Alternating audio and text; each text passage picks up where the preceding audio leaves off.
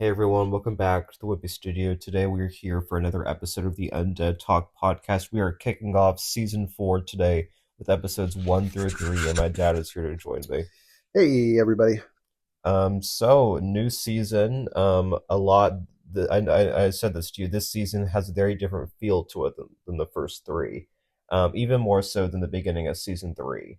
And I think it's because we've lost a lot of the old characters. We're entering into a new chapter, not a complete fresh start because we're still in the prison.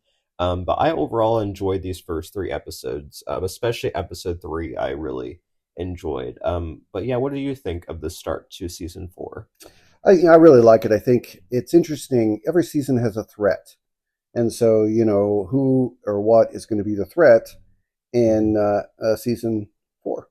And Hmm. it's different this time around. And we'll get into it today. But I like this different perspective on, um, where the threat is coming from.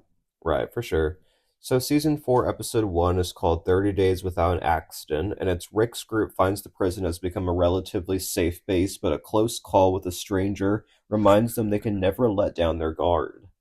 So the episode basically starts out with Rick, and he notices that one of the pigs is sick. We find out that Carl named the pig Violet, and this was a setup for something that happens later on with the pig, and I guess kind of like a setup for the overall story of this disease, right?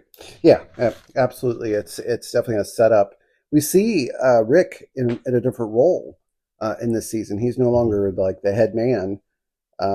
He's kind of a farmer now, and he's Hmm. focusing more time on Carl. And this is a whole new deal for us because Rick's always been the guy in charge, and Hmm.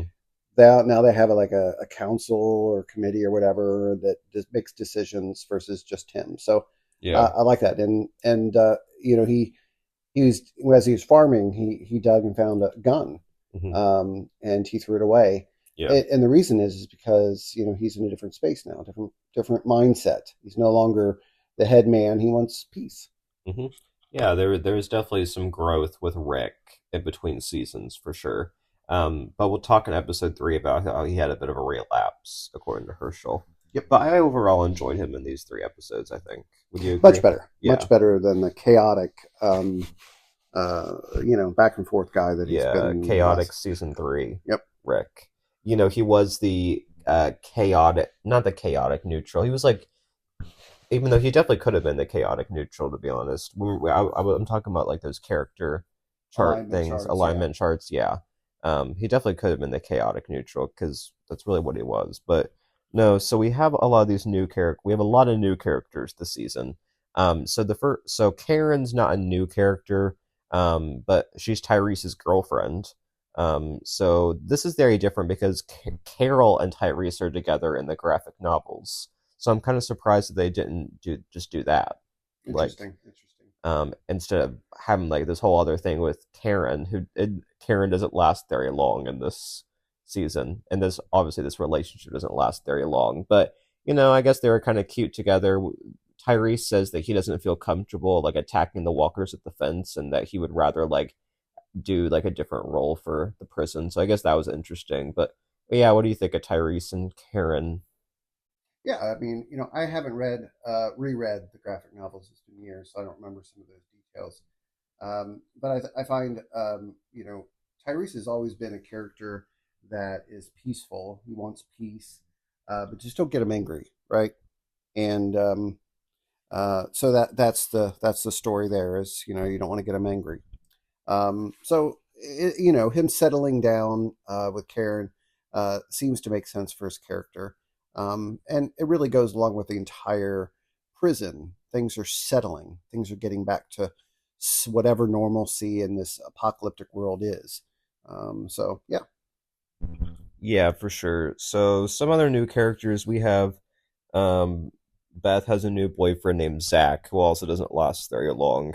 Whatever. I guess they were kind of cute, but again, not super important. But what is interesting is that we have Michonne searching for the governor.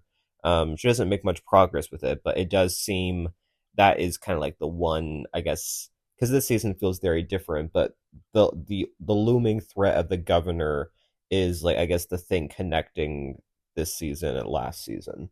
I think is that the governor is still out there. We have Michonne looking for him, so it's definitely a good setup. I'm looking forward to whenever the governor comes in. We might as well just talk about it now because I think this is all that really comes up with him. Um, for well, no, he comes up a little bit later on, but let's just go ahead and talk about. Do you have a guess as to when the governor is going to re-enter the story? Is it going to be like the second half of the season, or maybe even sooner? What do you think? I really don't have the answer here. I think if I was the writer, I would bring it in as the mid-season finale and conclude that storyline, and then move forward with a new concept for the second half of season Mhm. four. That's my idea. Now, I don't remember at all what happened, so it'd be Yeah, interesting to find out. yeah.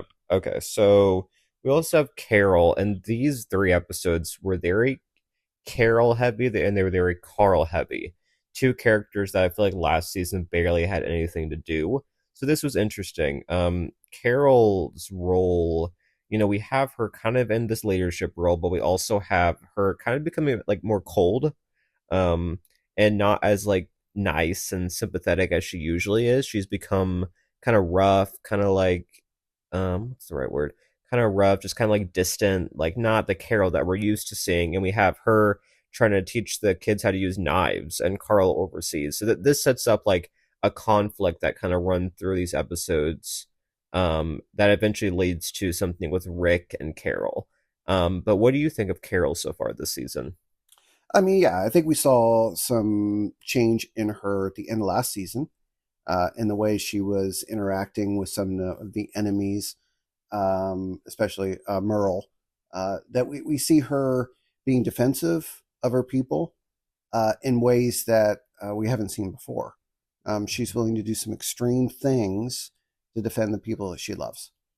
Yeah. And we'll talk more about Carol throughout these episodes, but we have a new character named Bob, and he was, I think, very suspicious from the start, but I'm kind of wondering what I don't think we were talking about this. I don't think they're going to go the stereotypical black bad guy route. I mean, I think they haven't really developed many of their black characters, especially the guys, so it seems like with Tyrese and Bob, they're kind of like trying to do things right is what I Yeah, think. I don't think you want to stay away from trying to do these tropes that we've seen in stories and different things.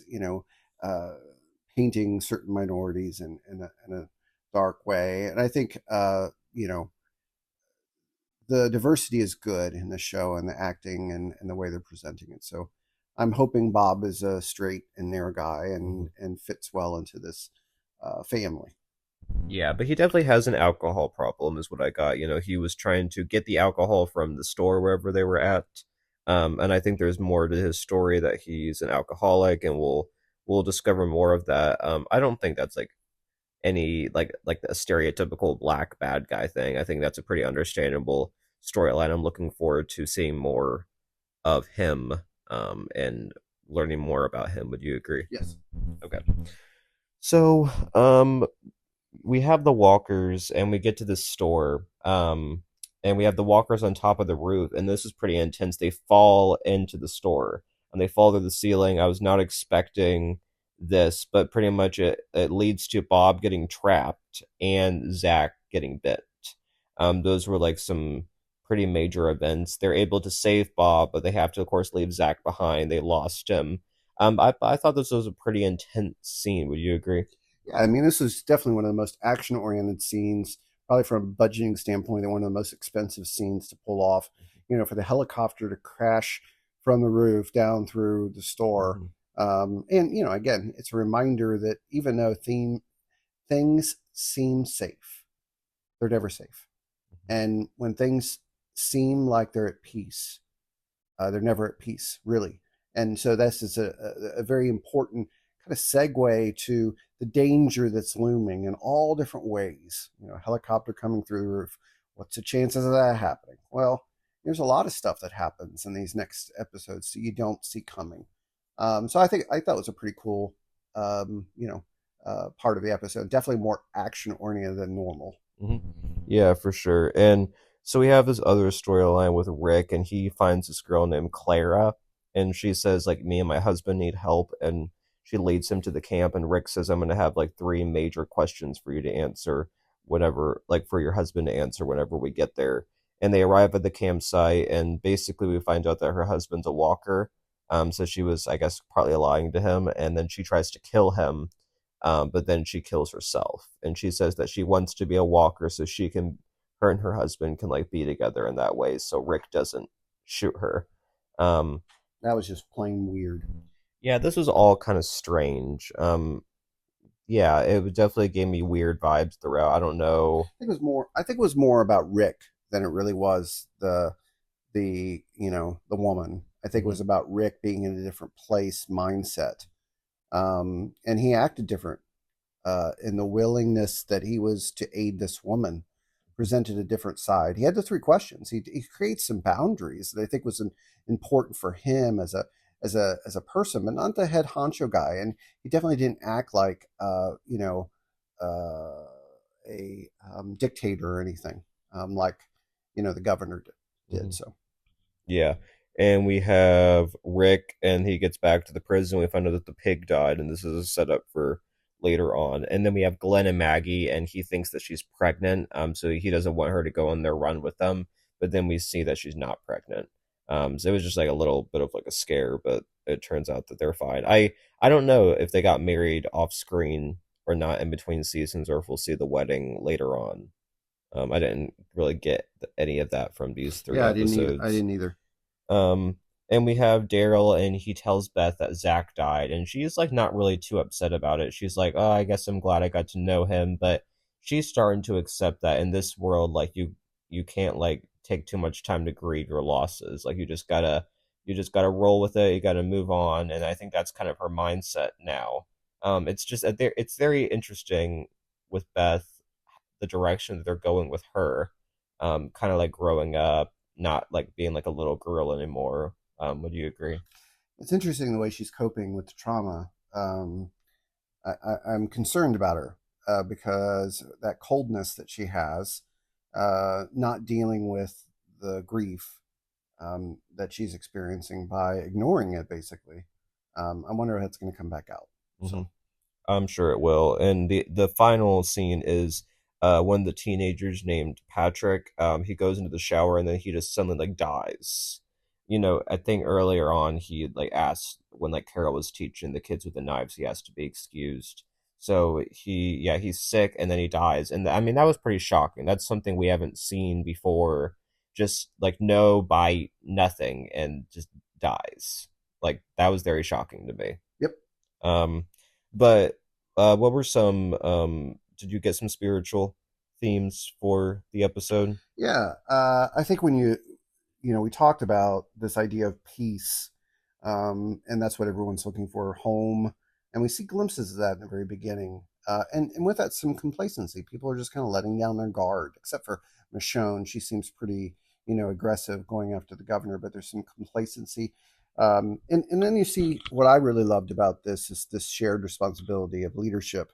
Instead of Rick kind of carrying the weight of everything, there's a committee or a team that's taking care of it with Herschel and Carol, etc., and Daryl. And I like that. I think it's a really good theme. But there's Patrick's illness and death.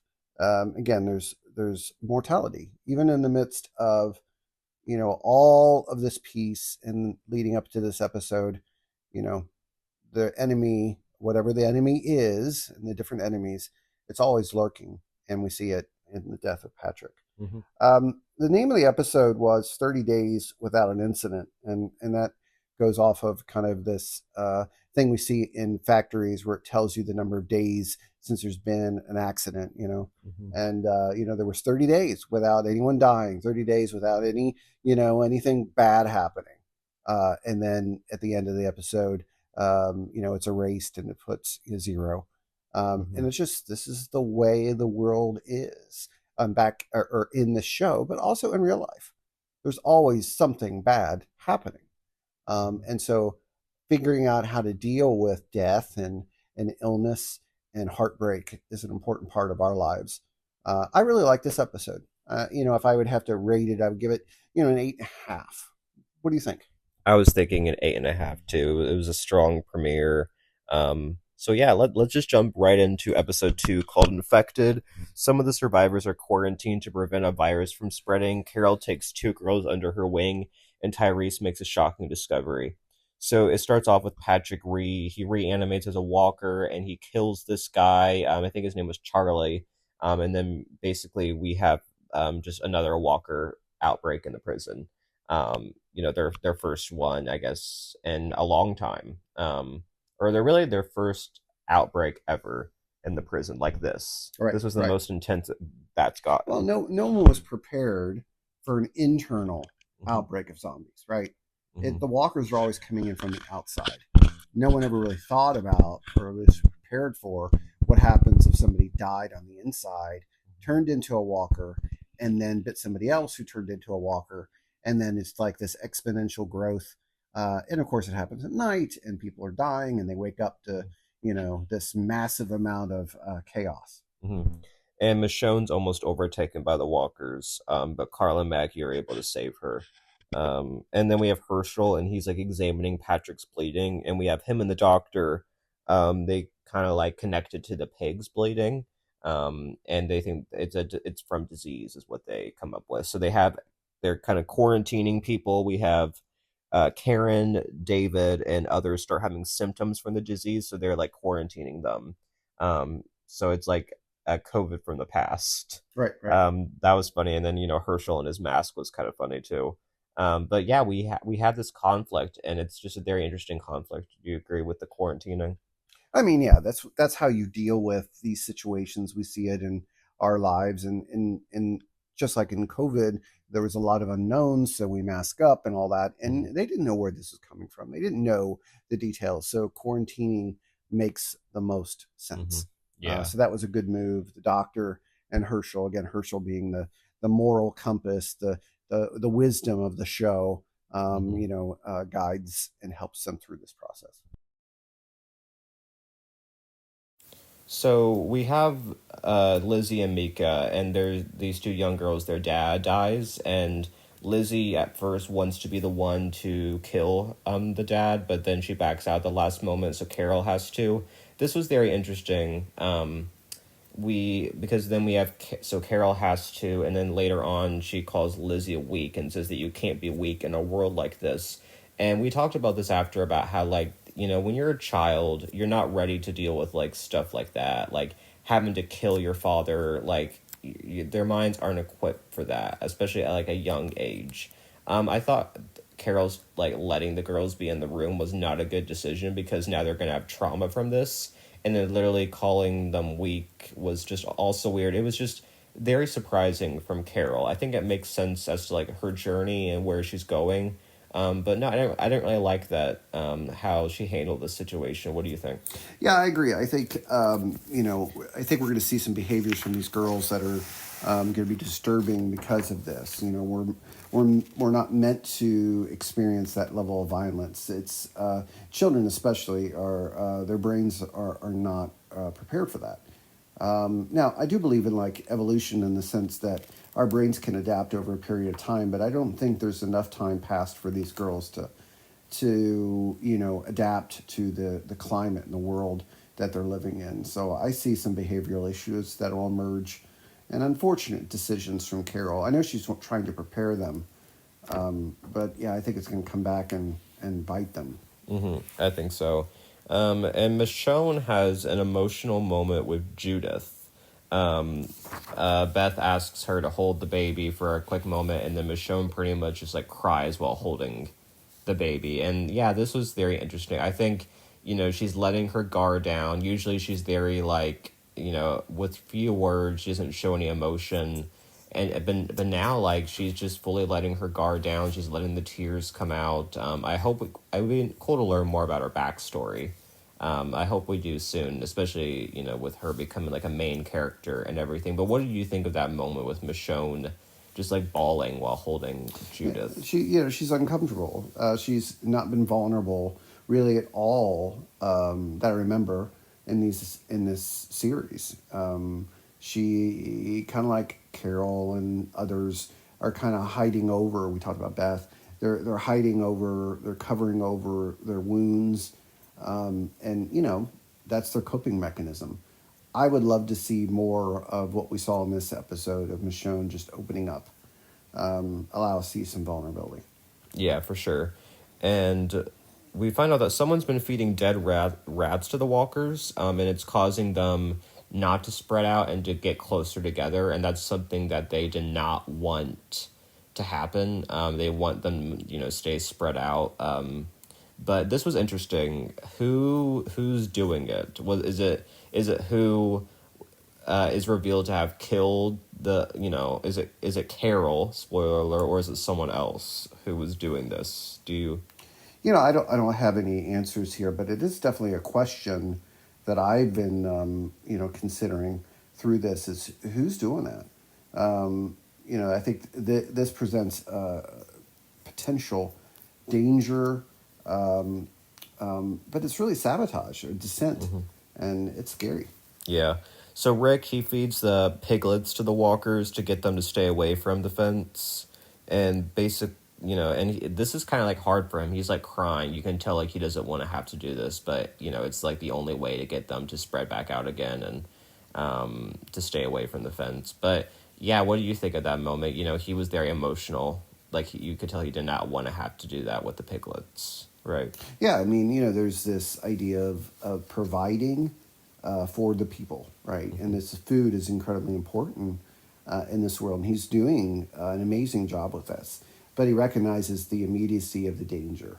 And the end result of this whole new level of danger is him carrying a gun again and letting Carl have a gun. And I think it's a change, it's a shift from peace to the awareness of danger and returning to maybe violent situations. I mean, him cutting the throat of the pigs and giving them to the walkers was a pretty scary situation. That was not the Rick of the last episode. No, it was not. But I thought that was a nice moment where he gives Carl the gun back, showing that he trusts him again. Yes. But I think it's also the awareness of danger. Yeah. He recognizes that the son needs to protect himself. And the ending of the episode is Tyrese, and he discovers Karen and David's burnt corpses. This was pretty shocking. I was not expecting this. Like, not only are they walkers, they're just completely burned. There's nothing left of them except, of course, like their visible whatever on the ground. What did you think of this? Yeah, it was shocking. I did not remember this really. I really don't remember these episodes at all from when I watched it years ago. But yeah, Tyrese is he's gonna blow. He's gonna go nuts here in a second because his girlfriend is gone, and somebody intentionally did this to her. The assumption is that she was alive when it happened, and the cause or the reason behind it was to protect the group. Assumption there, but yeah, it was a kind of a shocking moment. Okay, so what were some spiritual themes from episode 2? So, in first episode, we talked about shared leadership, and now we're switching back to a much more direct leadership in this episode, and that's because of the threats. Rick's carrying a gun, Carl's carrying a gun, there's hard decisions about quarantine, what do we do with sick individuals, and there's a lot of fear and uncertainty. The name of the episode is Infected. And of course, from a direct standpoint, we're talking about the outbreak of this illness within the prison. It's a threat of infection, and anyone can catch it. But also, from the literal infection, we also could look at it from the symbol of the fear and uncertainty that is infecting the entire community there. They're infected with fear. And I think that is definitely a theme within this episode. I'd have to give this episode also an 8.5. Yeah, I would say an 8.5 too. I'd say episodes 1 and 2 are very similar in my ratings. So let's move right into episode 3 called Isolation. We have, as the virus spreads, Herschel becomes a de facto medic, isolating some of the afflicted and sending the group to a veterinary college for supplies. So we have Tyrese, and it starts off, he's very angry that his girlfriend and David died, and he picks a fight with Rick, and Rick, like, loses it. Like, they both lose it, but Rick ends up getting the upper hand and, like, beating Tyrese up, and Daryl has to pull Rick off. And this definitely reminded me more of the Rick from last season. You know, he's kind of reverting back a little bit, but not a complete revert back, I don't think, because he does go and make things right with him. I think Herschel explains it that it was a relapse. But what did you think of this fight between Rick and Tyrese? It shows you that the temperature is rising in the prison. Everyone's emotions are on high. The threats are there.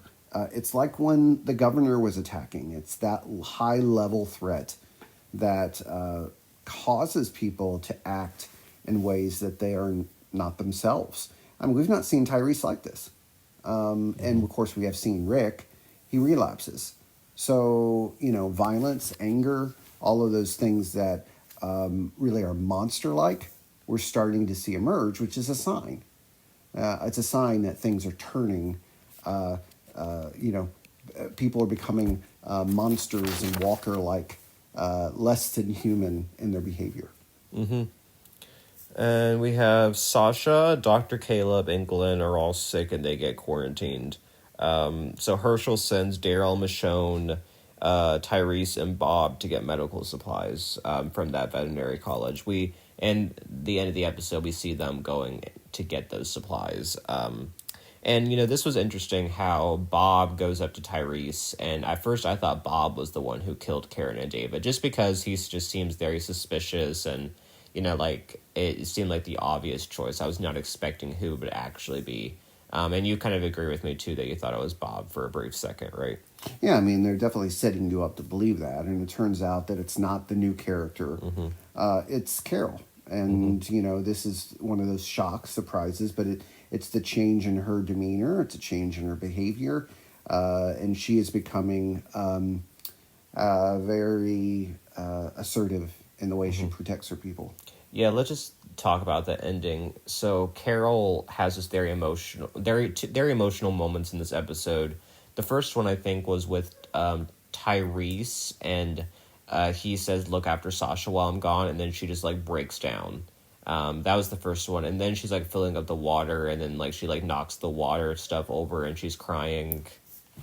And then we have her going and like kind of clearing out like where like the water area is outside, and almost getting like attacked by the walkers, and Rick comes and saves her, and he's very upset, that she did this with like on her own when he told her not to. And he kind of says he's done a lot for this group, and he's leading up to this big question and asks like, did you kill Karen and David? And she says that she did. And yeah, so that was shocking to me. Not surprising when I kind of really think about like where her character's been. But I think it's a very interesting setup for her character. I'm interested, how's Rick going to react to this? How's Tyrese going to react to this? How's everyone going to react to this? I'm sure they're going to look at Carol differently for this, right? Yeah, I mean, Tyrese, what is Tyrese going to do? What will the consequences of Carol's actions be for the group? Is it going to disrupt the family environment when peace resumes? Great questions. Yeah. And this is interesting. We have like Maggie and Beth, and Maggie's very upset that, Glenn's sick and she's crying, and Beth is like keeping in all of her tears by saying, we all have jobs to do. We can't be weak. It's very interesting that the contrast, because we have Maggie, who it almost seems like she's able to be vulnerable. I mean, she has a fiance or whatever, fiance/husband. I don't know what they are. I guess fiance. And she's kind of being like the wife, like who like can't keep it together and is just crying. Beth is not that way. She's basically like the parent to the kid right now, and she has to like stay together and be strong and brave, and I guess she's not able to let her emotions out. What did you think of this? Yeah, I found this contrast interesting. It actually goes back last season too, I think, and we start to see the way they're handling grief. And it's happening here as well. You just have two ways of coping. In neuroscience and psychology, we find that vulnerability is an important part of healing. And so if that is true, and the writers are aware of that, we should see some behaviors that result in the future because of that. Mm-hmm. And we have Herschel and Carl, and they're going into the forest to get or the woods, sorry, to get berries. Herschel says that these berries can create a tea that can help cure this disease. And Carl comes across a few walkers, and he's about to shoot them, but Herschel says, like, no, it's not worth it. So Carl decides not to. And this is interesting for his arc as well. Like, I think he's going to be, like, struggling. He is struggling between these two worlds. Like, does he choose the peace route, or does he just choose to kill the walkers? Here he chooses peace, but we've seen in the past that he's choosing just to kill a real person too. His conflict's very interesting. Would you agree? Well, what we see here is Carl willing to listen to wisdom in Herschel. And I think it's an important part for him, for all of us. Will we listen to wisdom? Mm-hmm. And he is. It's good. Yeah, it's very different from, I guess, the end of last season where he did not listen to Herschel at all with that scenario with that boy, and now he listened to Herschel. So I think I'm seeing growth from him. Yes, that's a great point. And we have Daryl, Michonne, and Bob and Tyrese, and they're going off to this veterinary college, and then we have so many walkers, like the most we've ever seen, like thousands probably, coming, and they come to the car, and Tyrese like stays in the car for like a minute, and then he like tries to fight off the walkers by himself, but he is able to escape. But at that point, it seems like he's just giving up, like he like after his girlfriend died and he thinks that his sister's gonna die, he's just feeling very like, what, like, is life worth it anymore? And you can like tell with his actions here. Would you agree? Yeah, and you know, this new threat of this huge herd, for Tyrese, he couldn't process the fact that there is that big of a threat. For losing his girlfriend and now experiencing this was too much for him. But he was able to work himself through. I do want to say, though, that amount of walkers heading towards the prison, that is going to be the next level, next thing that's going to cause, massive chaos in the prison. And I think that's coming in the next couple of episodes. Yeah. I think it's going to be that, and then maybe something with the governor to be like the mid-season thing. But we have Rick and Maggie, and they tell Herschel that he shouldn't go into the quarantine area because he's going to risk his life, basically. And then he has like this very interesting quote. I know you have it on your thing. I can read it. Yeah, it was really good. Go ahead. So it says, you step outside, you risk your life. You take a drink of water, you risk your life. And nowadays, you breathe and risk your life. Every moment now, you don't have a choice. The only thing you can choose is what you're risking it for. This was a great quote from Herschel. I really liked it. It's so true to this show. Yeah, what do you think of the quote? Yeah, I mean, even in a world where it seems like we have no choices, we do have a choice. And Herschel, being the moral compass and the voice of wisdom in the show, saying that people are worth it. Mm-hmm. And so he's willing to risk his life by entering the quarantine area to care for those who are sick. Mm-hmm. Definitely a Christ-like sacrificial love that is beautiful to see. Mm-hmm. And yeah, and he has a few other quotes. He says, we can't just sit here and wait for the inevitable. When you care about people, hurting them is the last thing you want to do, and I have to try, there's no time to waste. So this was, Herschel being the moral compass was very present to me in this episode. Yeah, he's definitely sacrificing himself and his own well-being for the benefit of the people that he loves. Mm-hmm. And again, beautiful. Mm-hmm. Absolutely beautiful. That's the demonstration of love that inspires us to live the way of love and to our family, friends, and neighbors. Mm-hmm. Yes. So spiritual. What are some spiritual themes from episode 3? Yeah, well, we just really talked about Herschel's example of sacrificial love, and I thought that was beautiful. I think the secrets are there. Carol's secret and the consequences of that, and the grief that Tyrese has, and demanding justice and how will that play out? Will it be restorative or retribution? Those are important themes that are through this. The title of isolation speaks to the quarantining, but also speaks to the isolation that happens in the midst of our grief and anger and our secrets. And so we will see how all of those play out. I really like this episode. I would give it a 9 or a 9.5. Yeah, I think this is my favorite of the three for sure. It just had like really good moments in it, and I really liked it overall. So I'm gonna give it a 9. I'm gonna give it a 9. So let's talk, I guess, a little bit about like what we think's coming. So I think we're gonna get to see some repercussions for what Carol did. I think she might even like have to leave the prison for what she did. I don't know. I don't think it's gonna be like a simple, like just a simple mistake that she made. I think there's gonna be deep repercussions for what she did.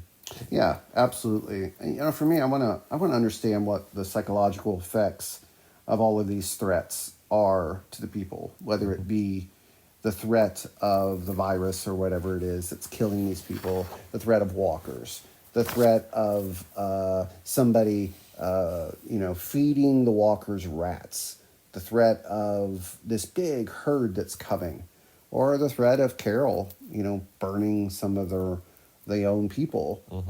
What are the psychological effects? And will people snap, become more zombie-like because of these things?